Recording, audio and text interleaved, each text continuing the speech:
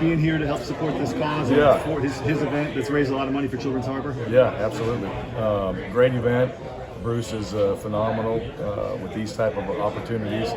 And he kind of explained last night how he got into it. You know, when he and Brandy got here, they were looking for something to be involved in. And when we talked about it coming out here, no brainer.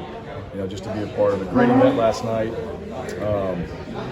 And, you know, doing things with Bruce, it's always enjoyable. So there's going to be good people around. He's fun to be around. So this was a great opportunity to come out here and support this. And a lot of great people. I don't know if we're going to play today or not. I think we're going to push through, but we'll find out. Bryan, last time we talked to you, you mentioned receiver, you mentioned safety, you mentioned D-line as something y'all were going to be looking at in the portal, and then y'all went and grabbed kind of one of each. What do each of those guys, now that they've signed, what do each of those guys bring to y'all? Yeah, I meant what I said. Yeah. When you asked that, because we needed to. Well, each of those guys, we'll find out.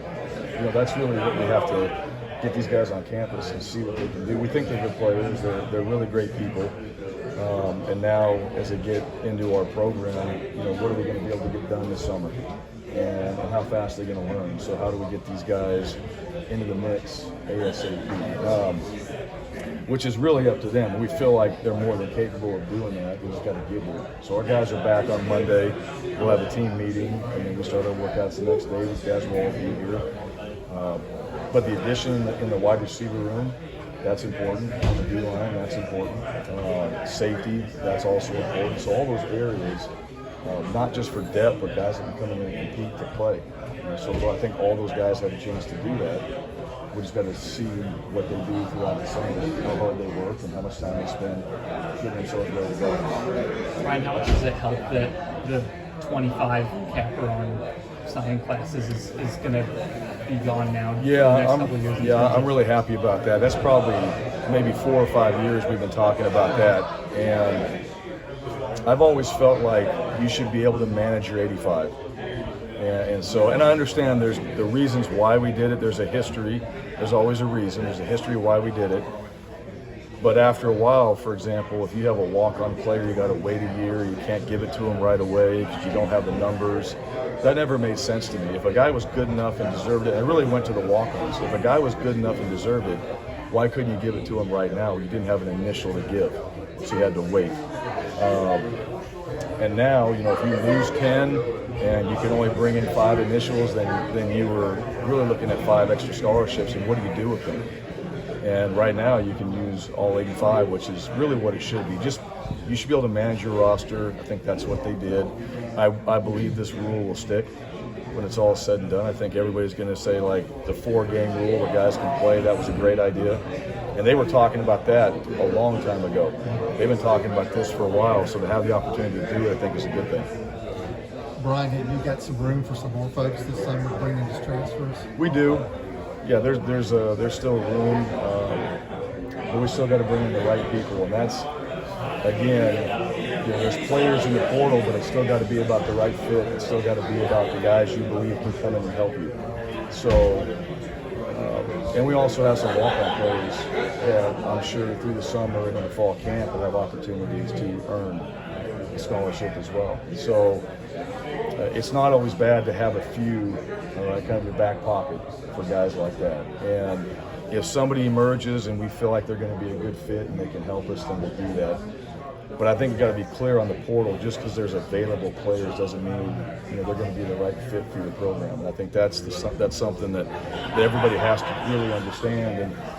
And we do as coaches, but I mean, just as a fan, kind of knowing how recruiting works, there are players out there, but they're not always the right fit. Maybe you already have some of those positions already filled.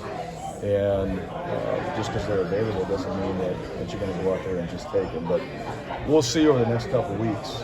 There's going to be probably a few things that go on, and we'll see what happens as we get into the summer. But you don't want to get too far into the summer without having the team and the roster there, because they just miss so many things that is essential for them to be able to go out there and play in September.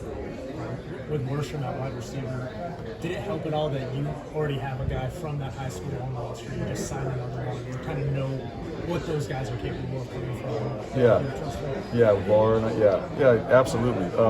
He was obviously excited about that, and I think there's a relationship that's built there. So as you talk to the high school coaches, you talk to people, and you ask them questions for our program that we need to know, we're going to get the answers that we want. All right, and they're gonna tell us the truth, and I felt like that's what happened in this case. And when he gets in here, I mean, he's got to come in and work and still play and prove himself and all those things. And I think that's what this opportunity will provide for him. You know, getting a guy that's from the state of Alabama back in our program, but also he knows some players, and at the same time, there's an expectation for him to come in here and give us his very best, and that's what he wants to do. And I think guys, when they transfer, a lot of kids come in places and they learn how much it really takes to be successful at this level. So the preparation and all the time. And sometimes that doesn't work in one program. And so now as you come into another, you'll ask those guys, all right, what did you learn? Well, I didn't necessarily do all I needed to, or I need more time spent preparing, whatever that is. And so we get some of these guys in, if you know that they've learned something where they were and they're ready to come in and prove themselves again, then we're looking for guys like that. He certainly is one of those guys. Bryan, these 5 weeks for recruiting, how crucial is this for this class, for your program overall? Well, you 5 weeks, I mean, the whole entire recruiting process all the way up till December, you know, that first signing period. And so that's what I think the biggest thing is you got to understand it's always every week matters. All right, and we've said that before, but just competing for these players, continue to build the relationships, trying to get them on campus as many times as we can. I think our coaches have done a really good job of that so far. We got a bunch of visits coming up in June, and then it goes dead, and then we get into August, it's dead, and then we're back into September, and we're going to have more visits. So the coaches have done a nice job of getting guys on campus so far. So unofficial or official, we should have a lot of activity going on in June, and I'm looking forward to that. I want to ask you about your signees. Are you excited to get those last group in here at the end of May? What's that? You excited to get your last group of signees in here at the end of May? Yeah, absolutely. Yeah, these guys have been itching. Been texting. They want to get here, and you know, they're just at that point now, like they're ready.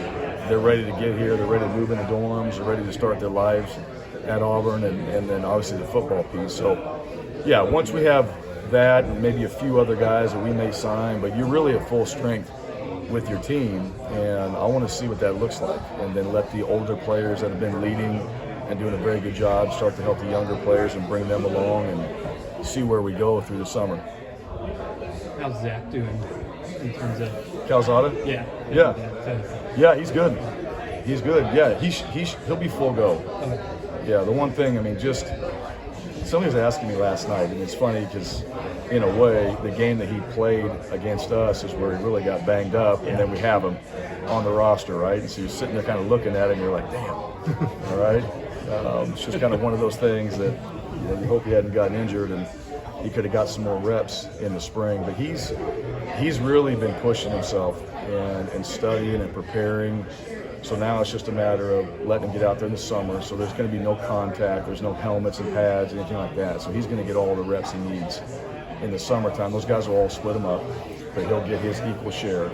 And then come August, it's full go. He's got to be ready to play, and if he's one of the guys that we kind of narrow it down and he's one of the top guys, then we'll get him ready to play. You said that was a game for him that you kind of look back on when he was in the portal, right? About him showing toughness and the way he threw the ball in that game. He did.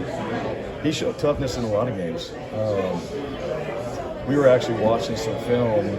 He came by last week, and we were watching a couple of his games, and he was at A&M, and he was just kind of taking me through what they did and trying to get a better idea of what he was thinking and why he did certain things, and looking at some mechanics.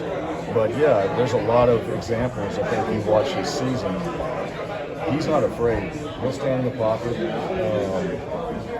and he's going to work on a few other things. But I do feel like he's got those qualities to be successful, and I felt that way with our other quarterbacks. I thought coming out of spring, going back and watching, TJ did some really good things. Robbie did some really good things. Holden finished the spring game really well, so that was good to see. And these guys from May all the way through June, July, and into August, they have all this time to prepare to get ready to go in there to be the guy. So if they maximize that, we'll see where they all are, and they'll be better for it, and we'll have somebody that's ready to play.